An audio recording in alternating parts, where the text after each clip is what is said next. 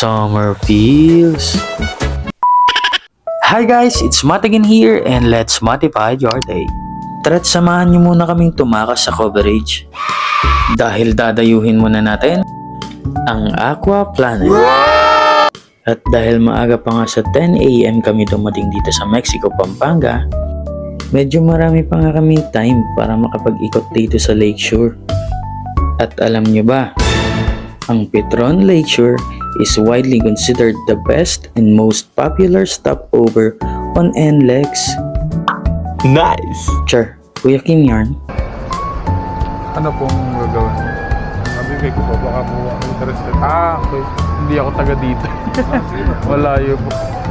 Sige, thank you. Baka po magkikilala kayo mag-invest. Okay. Commercial lang. Sige. Thank you. Kayun nga, inahente tayo ng ahente. Shoutout pala kay Kuya. Sorry po, lutang lang. Bigla-bigla mo ba namang inabot? Akala ko naman kung ano. Tapos di pa nagbabasa. Kata yun, back to biyahe ulit.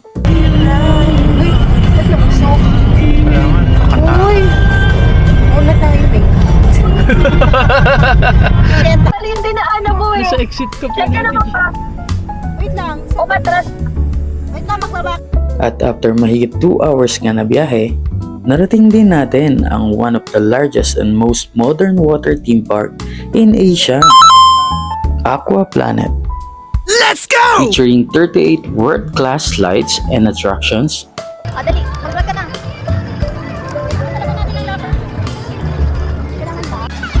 at dahil sa 10 hectares nitong lawak, ito nga raw ang bagong pamahiin. Pagpupugay nga lang daw ito para sa mga hindi natin nakikita.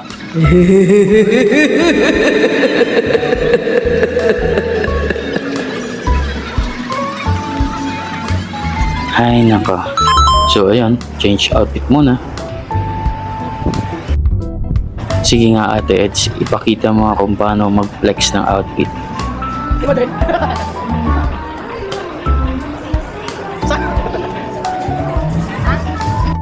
And for as low as 250, meron ka ng locker the whole day. Nagulat ako biglang dumili. Tara't libutin na natin to. At i-rate natin ng 1 hanggang 10. Based sa extreme nito at sa experience ko. Kung gusto mo ng kulang sa 3 kaba, pwede to. Ito naman recommended for kids at kids at heart. Ito naman for family talaga siya, and sa mga kids pwedeng sa gilid-gilid lang. Ito same din, kulang sa 3 yung kaba. Ito for kids, walang rate. Dahil sobrang mag-i-enjoy yung mga kids dito. At sa linis, malinis sila dito guys. Hindi siya kasali dun sa nire-rate natin, pero grabe yung kalinisan. Okay siya.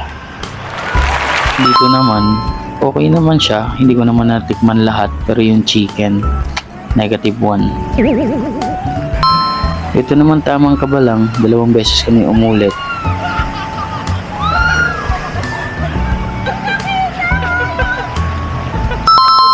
Isa sa pinaka-intense at grabe yung kaba. Ito yung rates na mapapamura ka talaga. Oh no! Ito naman sobrang dali niya tingnan, pero sobrang hirap niyang gawin pag ikaw mismo yung gumawa. Perfect 10 kasi sobrang nag-enjoy talaga ako. O sino ka dyan? Ito naman yung parang, Diyos ko, parang ayaw kong pag-usapan. Kung intense yung flying dinosaur sa Japan, Diyos ko Lord, ito, ay naka. Pagbagsak ko'y parang nagkahiwalay lahat ng mga lamang loob ko. Parang alam ko na yung pakiramdam ng pag pinlosh, parang naawa tuloy ako sa And that's all for this vlog. Thank you for watching. Papalaw na lang po and stay matified. Bye!